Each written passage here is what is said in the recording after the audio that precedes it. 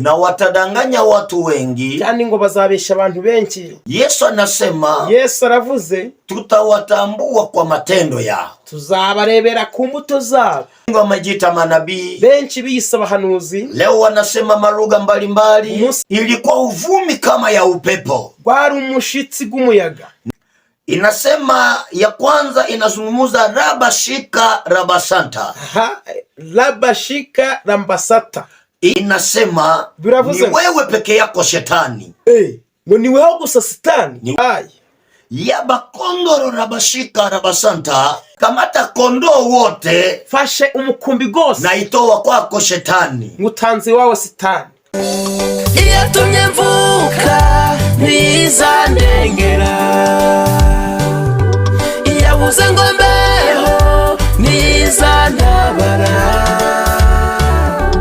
nubwo abantu bose banyanga, ariko nzi neza yuko Imana izankunda. Hello bwoko bw'Imana, muraho neza, amahoro y'Imana akomeze kubana namwe. Turabishimiye muri aka kanya. Mbese mumeze mute? Izina ry'Uwiteka Imana reka rihabwe icubahiro. Karibu kuri channel yacu Bikora Imana Ivan Official. Ndabizi ni channel mukunda cyane kandi mudutera inkunga uko bukeye uko bwije. Imana y'amahoro reka ibahe umugisha. Abatuye muri Rwanda, Congo, Diaspora, Tanzania, Amerika ndetse na Australia n'ibindi bihugu byose, jambo turabasuhuje mu izina rya Yesu Kristo. Imbere za kamera zacu hari umuntu turimo kurebaho. Uyu munsi twagiriwe umugisha n'ubuntu. Hari umugabo wicaye imbere yanyu kuri kamera, ndabona ni umugabo nyine, ariko amaso yacu ashobora kutwereka yuko ari umusore. Ibyo byose ari buze kwivugira. Karibu mwene data, turakwakiriye kuri Bikora Imana Ivan Official. Ni karibu, ramutse ku bwoko bw'Imana. Asante sana watoto wa Mungu mnaonifuatilia. Ati murakoze cyane bana b'Imana murimo kunkurikirana. Na pia tunamshukuru Mungu kwa shene hii ambayo tumepewa neema na Mungu kwa siku ya leo. Kandi dushimye Imana kubw'ubuntu tugiriwe muri uyu munsi wa none. Tunasema mali pote mulipo, Mungu awabariki. Turavuze ngo aho muri hose Imana ibahe umugisha. Wanaetufuatilia na kutusikiliza, tunasema karibu sana. Tubarikiwe sote pamoja kupitia mafundisho yetu ya leo. Amen. Ngabari kudukurikirana mwese kabisa, mugumize mudukurikirane twese duhabwe umugisha mu migisho g'uyu munsi wa none. Aliyenikaribisha alisema ya kwamba uzekana niko kijana. Wanyakiriye aravuze ati byashoboka neza, ari kugaragara nk'umusore. Mimi siko kijana. Aravuze ati nge ntabwo ndi umusore. Mimi ni baba. Ati nge ndi umugabo wa mke moja na watoto wa 6. Umugore umwe n'abana 6. Lakini kwa neema ya Mungu tena anakuwa kiongozi wa kanisa. Ariko kubw'ubuntu bw'Imana ni umuyobozi w'itorero ambaye naitwa RDSME. Yitwa RDSME. Mu Kifaransa naitwa Église de Révélation et de Délivrance Spirituelle au Monde. Na mu Kiswahili ni kanisa la ufunuo na ufungulivu wa kiroho ulimwenguni pote. Kwa neema ya Mungu tunaweza itia hata mu lugha nyingine ambao unasikiliza mtafsiri. Alijyo torero ryihishurwa nibohora mu Mwuka Wera mwisi yose. Amina. Hiyo ndio neema Mungu ametupa ya kanisa hiyo. Imani shimwe. Majina lako unaitwa nani? Kwa majina ni Stefano Akilimali François, na kuwa pastere wa kanisa la RDSME. Ndiyo kabisa, tunashukuru Mungu siku ya leo. Mungu akubariki. Asante sana. Imana ibahe umugisha bwoko bw'Imana. Tamazina yanjye ni Stefano. Itorero ndi umupastoro w'ikanisa RDSME. Ubwo iryo torero risangwa he? Ile kanisa iko pale Karambo, pale Bunagana, Congo DRC. Okay, ubwo ni ukuvuga ngo imbere zacu za kamera zacu ni umukongomani, namwe mwabyumvishije, ni umukongomani. Murabizi nzi kugendagenda, nabazaniye noneho nambutse n'umupaka mbazanira umupasitoro uvuye muri Kongo. Reka duhabwe umugisha rwose. Ntabwo twenda gutinda muri byose, tugiye kumusaba adusengese isengesho rigufiya, hanyuma atubwire ibyo yaduteguriye muri aka kanya. Asante sana. Mahali ulipo, jitahidi tuombe pamoja. Tunakushukuru Mwokozi wetu Yesu, Mungu wa milele, Mungu wa neema na Mungu wa mbinguni. Asante kwa muda kama na huu ambao umetupa ya kujifunza mafundisho, kujua ukweli ya neno lako. Ulimwengu umepotea kwa kutojua ukweli. Ndio maana leo tumekuja mbele za ulimwengu kuonesha ukweli wa neno lako. Tunakuinulia kila chochote kitakachofanyika hapa kiwe chini ya uongozi wa Mtakatifu. Tunaomba na kushukuru kwa jina la Yesu Kristo Mwokozi wetu. Amen. Amen. Asante sana, urakoze cyane. Karibu, turakwakiriye. Bwira abantu icyo ubazaniye muri aya masaha. Ni karibu. Asante sana. Tunafika muda mzuri wa mafundisho kwa dakika chache sana. Twenda kwiga mu matakika makeya cyane, ambazo mafundisho tunayo ni kwa sababu ya lugha. Amigisha dufite gahereranye ku ndimi. Leo watu wamejifanya manabii, ubwo umunsi abantu bikoza abahanuzi na haiko manabii, kandi atari abahanuzi. Na watu leo wanatumikisha nguvu za kimashetani. Abantu uyu munsi barimo gukoresha imbaraga za Satani, wakionyesha kwamba wanatumikisha nguvu za Mungu, bakiyoberanya bakerekana yuko bari gukoresha imbaraga z'Imana. Lakini pamoja na neema ya Mungu, ariko hamwe n'ubuntu bw'Imana, tunajua kwamba Biblia inasema hata siku za mwisho manabii watatokea wengi. Tuzi neza mu minsi y'imperuka ngo abahanuzi bazaza ari benshi, na watadanganya watu wengi, kandi ngo bazabesha abantu benshi wakijita wao ni Kristo, ngo baziyita Kristo, na wao si Kristo, kandi atari Kristo. Na Biblia inasema, na Biblia iravuze ngo muti mzuri, igiti cyiza, unatoa matunda mazuri, cyera imbuto nziza. Lakini muti mubaya, ariko igiti kibi, nayo inatoa matunda mabaya, cyera imbuto mbi. Yesu anasema, Yesu aravuze, tutawatambua kwa matendo yao, tuzabarebera ku mbuto zabo.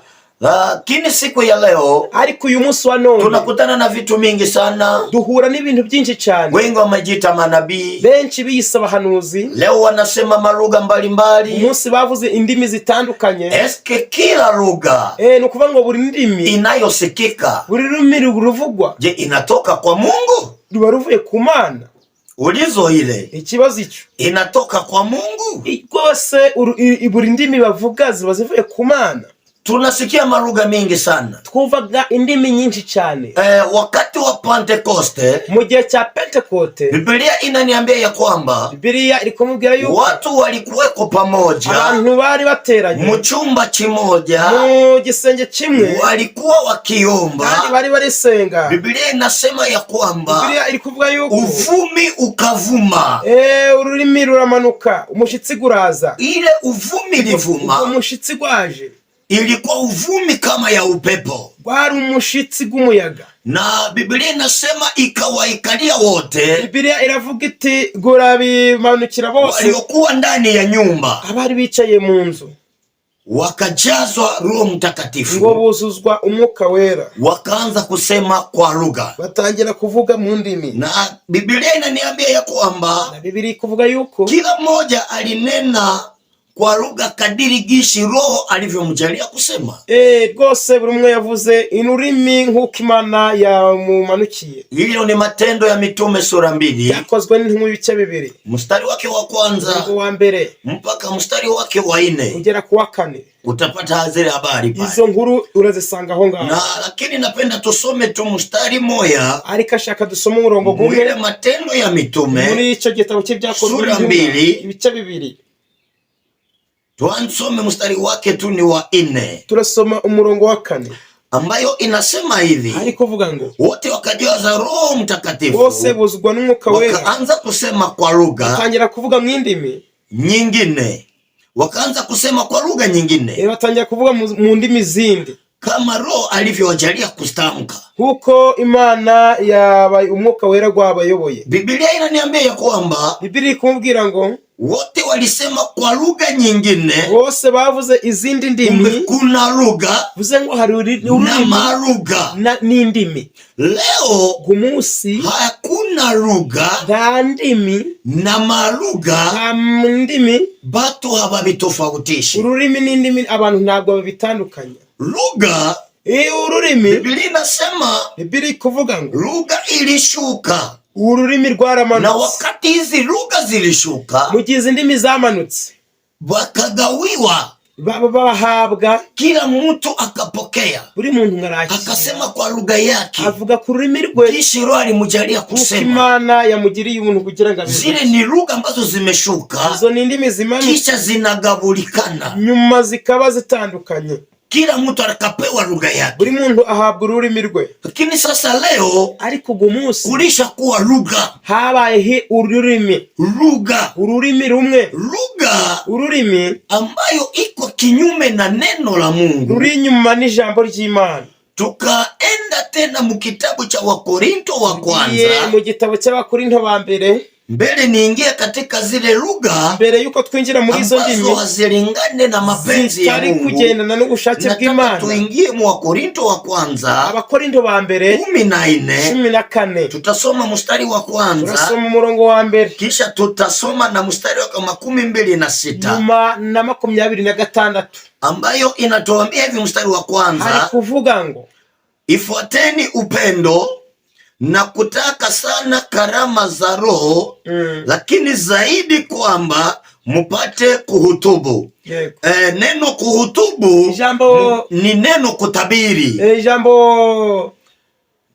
Kutabiri, kuguhanura, njo neno inasema kuhutubu, sababu Biblia ninayosoma ni Zanzibar. Kuko Biblia yari gusoma ni Zanzibar. Hii neno ni Paulo anazungumza na kanisa. Ni Paulo yavuganaga n'itorero, mutafute sana zawadi za Roho Mtakatifu, mwifuza impano z'umwuka wera, lakini zaidi sana, ariko ikiruta ibyo, mupate kutabiri. cyane mwifuze ubuhanuzi, mpate kutabiri, mwifuza ubuhanuzi. Sasa tusome 26 ambayo inasema, ari kuvuga basi ndugu, imekuwaje mkutanapo, inakuwaje basi mkutanapo pamoja, kila moja ana zaburi, ana fundisho, ana ufunuo, ana lugha, ana tafsiri mambo yote anatafsiri mambo yote, na yatendeke kwa kusudi la kujenga. Hapa Biblia inasema ya kwamba, Biblia yavuze yuko tunapokutana pamoja, mujye duteranye hamwe, kila moja ana zaburi. Buri muntu afite, neno zaburi ni wimbo, ijambo zaburi ni ndirimbo, ana mafundisho, afite amigisho, afundishe, yigishe. Kuna mwingine amepewa kuimba, ndi wahaye kuririmba, aririmbe. Kuna mwingine amepewa kufundisha, ndi wahaye kwigisha, afundishe, yigishe. Na ufunuo, no guhishura. Mwenye nani amepewa ufunuo, afunue. Wahawe kwerekwa, nawe yerekwe. Na yule ana lugha, nuri ufite ururimi, atafsiri kwa lugha, rwose avuge indimi, asobanure ku ndimi. Na vyote bifanyike, byose ngo bikorwe kwa kujenga. Mukubaka. Tunajenga nini? Turi kubaka iki? Hii mambo ni ya kujenga aya magambo na kubaka itorero. Muda wetu ni mfupi, kanya kacu ni kagufi. Tungegusia sehemu 3 za kanisa. Niba twafata ku bice 3 by'itorero. Kanisa inayoitwa mtu, kanisa ryitwa umuntu, na kanisa inayoitwa jengo, ni kanisa ryitwa icyubakwa, na kanisa isiyoonekana, ni itorero itaragaragara, ambaye ni Mungu, ari ryo Mana. Kwa hiyo no kubw'ibyo, mstari wa 7 inaniambia hivi, 7 hari kumubwira ngo, kama mtu akinena kwa lugha, ni bavuga ku ndimi, wanene 2 au 3, bavuge 2 nanga 3, si zaidi tena, zamu kwa zamu, na moja atafsiri. Biblia inasema ya kwamba Biblia yavuze yuko watu wakisema kwa lugha abantu bavuze mu ndimi baseme bawili bavuge babiri au watatu, cyangwa se batatu, na kukuwa mwenye atakuwa na neema nuragirirwa ubuntu ya kutafsiri zile lugha. yo gusobanura izo ndimi. 39 inasema 39 haravuze kwa ajili ya hayo ndugu, takeni sana kuhutubu, wala musiuzuie kunena kwa lugha. Biblia inasema ya kwamba Bibiri kuvuga yuko tutafute sana kutabiri wifuze guhanura na tusuzuize kusema kwa lugha. kandi tutekurangirorera kuvuga ku ndimi. Kila mtu alipewa lugha, Buri muntu yahaye ururimi kisha Mungu amemsaidia. Imana yamufashije. Watu wawili, abantu babiri, watatu wanasema kwa lugha, bakavuga ku ndimi, lakini kwa lugha tofauti, ariko ku ndimi zitandukanye. kwa lugha tofauti, ndimi zitandukanye. Unaweza sema bashe, ushobora kuvuga ngo bashe, mwingine anasema kiti, ndavuga iti ntebe, mwingine anasema meza, ndavuga iti meza. Sawa, ni lugha tofauti, ni ibintu biba bitandukanye, lakini kukuwe mwenye atatafsiri ariko urabisobanura zile lugha. habeho nurasobanura. Kama anasema kwa lugha, uvuze ku ndimi, anajijenga mwenyewe, ariyungura we wenyine, na anasema siri zake na Mungu, kandi akavuga na n'Imana n'amabanga. Anasema kwa lugha, ariko uvuga ku ndimi na kutabiri no guhanura, anajenga kanisa la Kristo, yubaka itorero rya Kristo. Bwana tubariki. Imana reka iduhe umugisha. Hiyo ni sehemu ya lugha. Iyo ni gice c'indimi. Hatuwezi zungumuza zile lugha, ntabwo twashobora kuganira kuri izo ndimi, sababu ni siri ya Mungu, kuko ni ibanga ry'Imana, na kila mtu kona gishi Mungu alimupa neema, kandi buri muntu nkuko Imana yamuhaye ubuntu ya kusema kwa lugha yake, yo kuvuga ku rurimi rwe. Kongo ina lugha yake, igice cya Kongo gifite ururimi rwacu, na Uganda ina lugha zake, Uganda hari indimi zabo, Tanzania nayo ina lugha yake, nayo yemwe ifite ururimi rwacu. Kongo tunasema Swahili, Kongo bavuga Swahili, Tanzania wanasema Swahili, Tanzania bakavuga Swahili, lakini ukasikiliza Swahili ya Kongo kumfisha igiswahili cha Kongo na cha Tanzania cha TZ binafanana, lakini binapishana ndani, birasa ariko ndani hagati biratandukanye, lakini yote ni Swahili, ariko byose ngo ni Swahili. Na kwa hiyo tumepata neema, no kubw'ibyo twagiriwe ubuntu ya Mungu bw'Imana kutufunulia siri, kuduhishurira amabanga ya ulimwengu, amabanga, siri ya dunia, amabanga ng'iyisi kwenye naelekea, iyi sahiri kujya ni, na ile siri nago mabanga ndiyo tumekuletea leo, nigo tukuzaniye, sababu Satani amekamata watu, yafasha abantu, amewatia ndani kitu cha kupoteza watu, abashiramo ikintu cyo kubuza abantu. Zaidi sana wachungaji, cyane abapasiteri wametupa lugha zao walizookoka nazo, bataye za ndimi bavugaga bakijwe bafite. Mungu alipomuita, Mana yaramuhamagaye, alimupa lugha, yamuhaye ururimi, lakini alipojitahidi sana kuenda tena nafasi nyingine, ariko yagiye ahantu runaka, kwenda ku shule ya Biblia, kujya mu ishuri rya Bibiliya, anakuya na lugha nyingine, aza afite urundi rurimi. Zile lugha zilitoka wapi? Izo ndimi turabaza ngo zavuye he? Niulize nikuulize ndugu yangu, yibaze nawe akubaze. Pamoja na neema ya Mungu, hamwe n'ubuntu bw'Imana, leo ubwo munsi uliokoka, warakijijwe, nauliza, kandi ari kubaza, lugha uliopewa na Mungu, ururimi wahawe n'Imana, njoo yenye ungali nayo, nirwo ugifite? Kama ungali na ile lugha, Mungu akubariki. Niba ukiri ni urwo rurimi, Imana iguha umugisha. Na kundi unaongoza, Mungu ainue. Kandi n'umukumbi uyoboye, Imana iguzamura. Lakini kama umetoka mu neema ya Mungu na kupokea lugha ambayo si ya Mungu, rwose niba waravuye mu buntu bw'Imana ukakira indimi zo inyuma y'Imana, hukumu yako uingojee, urubanza rwawe rutegereze. Mimi ni chombo tu, we ni igikoresho, mimi ni kinywa tu nasema, we ni umuntu ari kuvuga, lakini ni neema ya Mungu, ariko ni ubuntu bw'Imana amenipa nikuletee ujumbe. Imana imuhaye ngo akuzanire ubutumwa. Kuna sehemu ya malugha ambazo nataka tuzungumuze, hari ibice by'indimi ashaka kugira ngo tuganireho. Ni sehemu 3, ni ibice bitatu by'izo ndimi, na sehemu zile 3 n'ibyo bice bitatu by'indimi zinakuwa na vitu vifuatavyo. Bifite n'ibintu bizikurikira. Na kuwa na lugha ya kwanza, afite ururimi rwa mbere ambayo nataka nizungumuze, ashaka ngo tuganireho. Inasema ya kwanza inazungumuza rabashika rabasanta. Rabashika rambasata. Iyi rabashika rabasanta, urwo rurimi tafsiri yake ubusobanuzi bwarwo inasema biravuze ni wewe peke yako shetani. ngo ni weho gusa Satani. Ni wewe peke yako shetani. Ni weho gusa Satani. Ndio tafsiri ya rabashika rabasanta. Murabyumva neza abavuga urwo rurimi muri yizi ngo bisobanurwa ngo ni weho gusa Satani. Ya pili Icya kabiri inasema yabakondoro rabashika rabasanta. arabaye. Yabakondoro rabashika rabasanta Urwo rurimi inayo maana rufite au inasema kandi ruvuze ngo nakamata kondoo wote fashe umukumbi gose naitoa kwako shetani. ngutanze wawe Satani. Make mchungaji kwa mamlaka iko nayo, nukuvuga ngo umupasteri ku bushobozi bwafite wakati ananena yabakondoro rabashika rabasanta, mugihe avuze urwo rurimi ni kujua kama amekubali saini na kukamata kundi yote ambayo ameongoza kuitia mikono ya shetani. Nuko uvuga ngo yemeye gufata umukumbi gose agutuye kwa Satani. Na kuna ya tatu, Icya gatatu kuna kuwa ingine lugha inasema lakabos, sibradelimos. hatari. Neno lakabos, Ijambo lakabos, lakabos ni demo inayoleta heshima. ibyo bisobanura nk'icyubahiro, Inaleta heshima kwa watumishi wa shetani.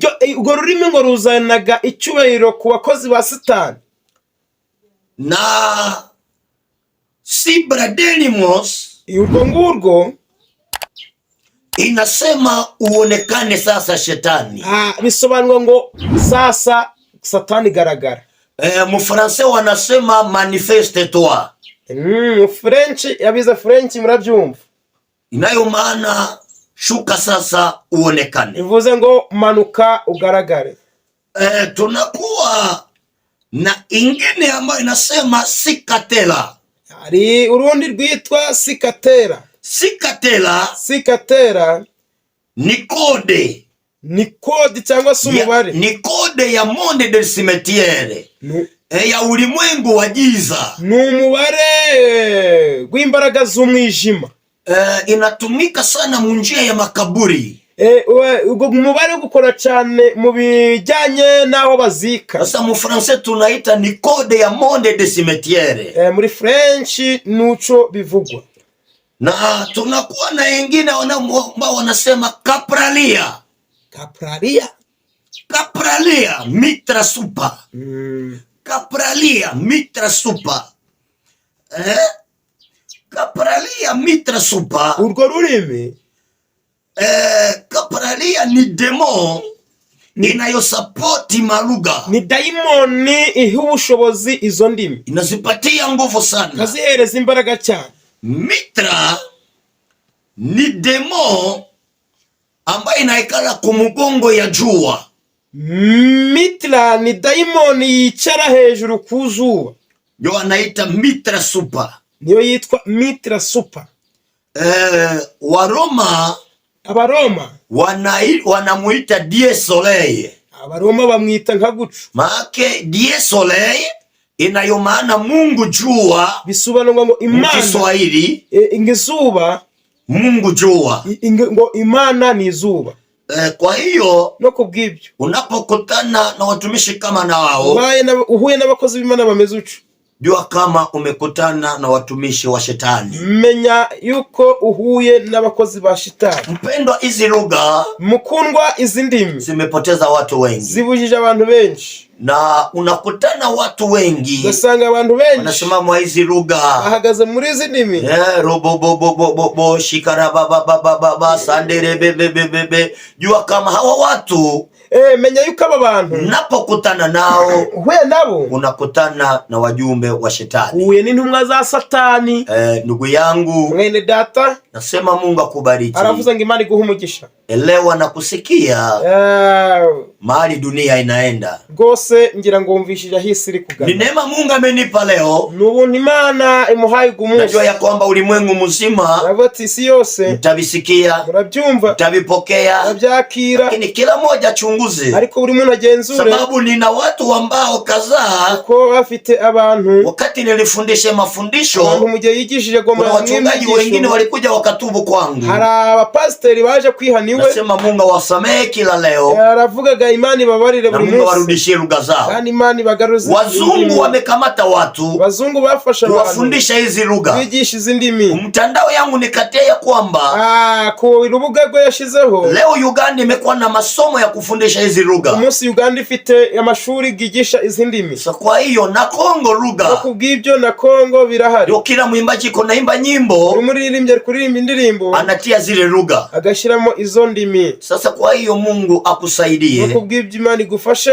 akutendeye muujiza, kandi gukora ibitangaza, upate kugundua watumishi wa uongo. ubone kugenzura abakozi b'Imana b'ibinyoma. Njia ni nyembamba, Inzira ni ngari, inapoteza watu, inzira ngari ibujije abantu, lakini njia ndogo inzira ifunganye ni wachache wanaoingia. n'abantu bakeya banyuramo. Najua kama wanaotumikisha lugha hizi Neza bakoresha izi ndimi, tunajitayarisha kwa matusi yenu, rwose turiteguye ku bitutsi byanyu, tena tutavipokea. kandi ibyo bitutsi tuzabyakira. Na wewe ambao utabarikiwa na lugha hizi Eho urahabwa umugisha n'iki na kujua siri hii, no kumenya ibanga ry'ibi, ubarikiwe sana. uhabwa umugisha. Mungu akubariki. Imana ibaha umugisha. Ni mchungaji Stefano Hakilimari Yari umupasitoro Stefano Hakilimari ambaye amepewa neema na Mungu uhawe ubuntu n'Imana kukuletea habari hizi. kuzaniriza inkuru. Bwana kubariki Imana iguha umugisha kwa jina la Yesu, mu izina rya Yesu, amen. Amen. Arakoze cyane umukozi w'Imana. Ibintu birakomeye, bantu b'Imana mutwumviriza, avuzemo ibintu bikomeye. Ndabizi neza murabaza ibibazo muri komenti zanyu, mubaze ibibazo rwose. Twaje dufite igihe gitoya, ariko rwose muriyumviye shika baba ibyo bintu byose murabyumvaga.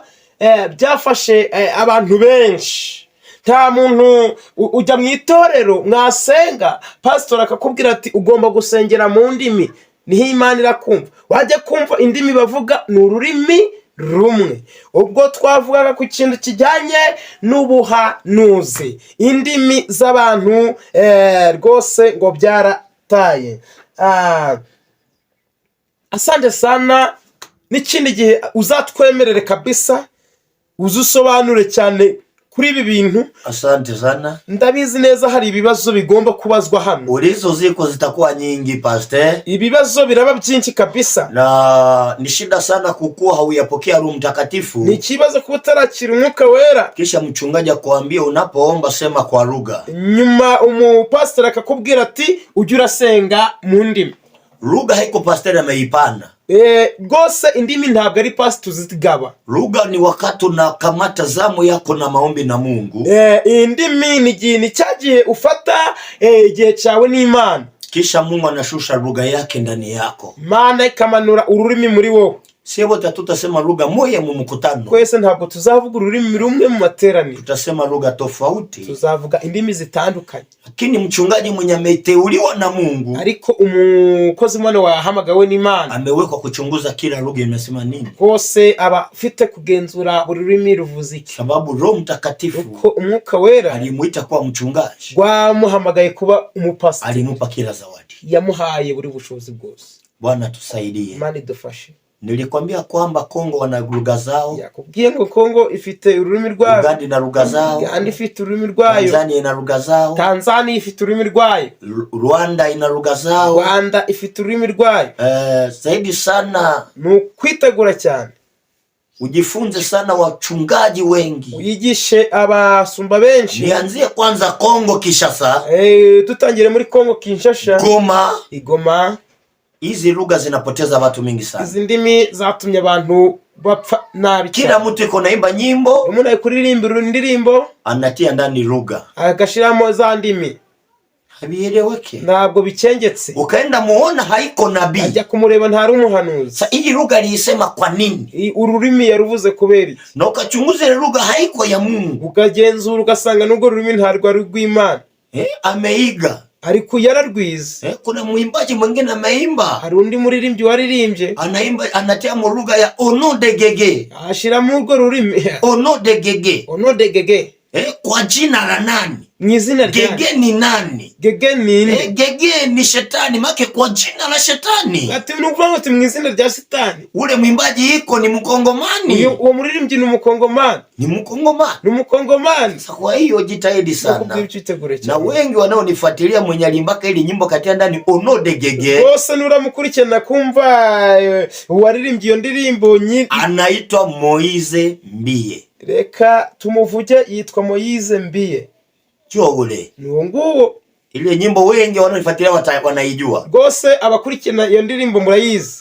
Bwana tubariki sana. Bwana duhumugisha. Angalia watumishi wengi ambao wanatumika na hizi lugha. Babakozi b'Imana bari gukorana n'izi ndimi. Shetani alishawapa watu wengi sana. Shetani yabahaye abantu benshi cyane. Miujiza ya mafuta inatembea. Ibitangaza by'amavuta biri ku. Miujiza ya keke zinatembea. Ibitangaza bya keke. Wengine wanafanya miujiza ya mahembe. Indi ni ibitangaza by'amahembe. Wengine wanauzisha mchele. Abandi bakagurisha umuchere. Kwamba ni miujiza. Uko ni ibitangaza. Leo tunakutana navyo. Byo duhura navyo. Mwana itenda miujiza.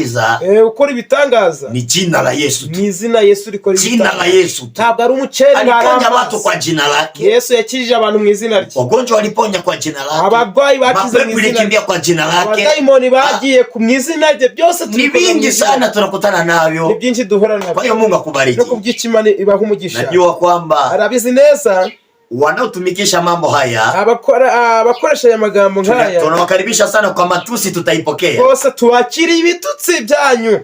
Lakini na wengine ambao watajua kweli. Ariko hariho n'abaramenya ukuri. Mungu awabariki. Imana ibaha umugisha. Na ukajua kweli, numenya ukuri, jitenge na watu kama nao. Itandukanye nabo bantu. Asante sana pastor. Murakoze cyane. Mungu atubariki sote. Imana twese duha umugisha. Ulimwengu muzima. Ibisi yose. Mungu apewe sifa. Imana ni habwe icyubahiro. Mubarikiwe sana. Murakoze cyane. Rwose murakoze turabashimiye.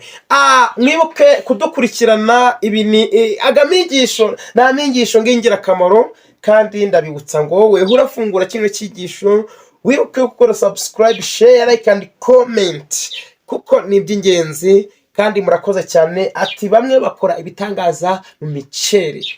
Naha muri Uganda rwose umuceri wabaye umuceri, amavuta yabaye amavuta, amazi gabaye amazi y'umugisha. Rwose umuceri kiro ngo ni imitwaro 10-15. Ibyo byose turabizi neza, harababikora. Ariko Imana dutabare kandi Imana tugire neza. Asande hamwe n'ubwo n'umugisha w'Imana. Izina ry'Uwiteka reka rishimwe. Pastor isezera ku bantu nuko nasema mahali pote mlipo, navuze ngo muri hose, Mungu awabariki. Bandi bahumugisha. Naitwa Pastor Stefano Akilimari. Ni Pastor Stefano Akilimari. Na kwa mchungaji wa kanisa la Edesme. N'umushumba w'iryo torero. Nikiwa chini ya uongozi, ari hasi y'ubuyobozi ya Apostle Bishop Kaje Ngende Emmanuel. Nguwo mukozi w'Imana. Bwana tubariki sana. Na neema ya Mungu ikuwa pamoja nasi sote. N'ubuntu bw'Imana bane natwe. Amina. Ubutaha noneho tuzakwaka inomero zawe kabisa, uzashobora kuziduha. Hakuna shida. Amina. Hakuna shida, namba zipo. Inamba zirahari, nubu yaziduha. Namba ambayo ninayo ya kwanza, namba ya mbere yafite, ambayo unanitafuta ku Airtel. Ku Airtel. WhatsApp yangu ni utatia kode, unashira kode ya Kongo 243. Agateranyo 243. Unatia kenda. Nyuma ugashiraho 99. Unatia 5. Ugashiraho 5. Samani sana. Ni kenda. Ni 99. 82. 82. Unatia 5. Ugashiramo 5. Unatia 30. 30. unamaliza na 34. ugasembayo 34. Hiyo ndio namba yangu ya WhatsApp. Hiyo niyo namba ya WhatsApp. Ambao Mfrançois anasema plus 243 99 82 530 34. Niyo ngiyo. Bwana tubariki sana. Duhumugisha cyane. Na ukanitafuta ku MTN. Kuri MTN. Na kuwa na inamba ze za MTN ndibuze kuzibahereza buriya. Batazitia pale ku mtandao. Turazishira aho ngaho. Na kuwa na namba. Afite ni namba ingine ambayo unaweza nitafuta na nipata saa yote ni MTN sana sana. Gose ni MTN ya Uganda. Azo utazipata. Zose urazibona turazigushiriraho. Utazitia pale. Asante sana, Bwana tubariki. Murakoze cyane ngo yesaba siku nyingine ijayo tutazungumza zaidi. Kindi gihe tuzaganira ibirenze ibi. Mubarikiwe. Muhabwe mwisha. Bye bye. Murakoze cyane kandi amahirwe meza kuri mwe. Amen. Iyatumye mvuka ntizandengera, iyabuze ngo mbeho ntizantabara, nubwo abantu bose banyanga, ariko nzi neza yuko Imana izankunda.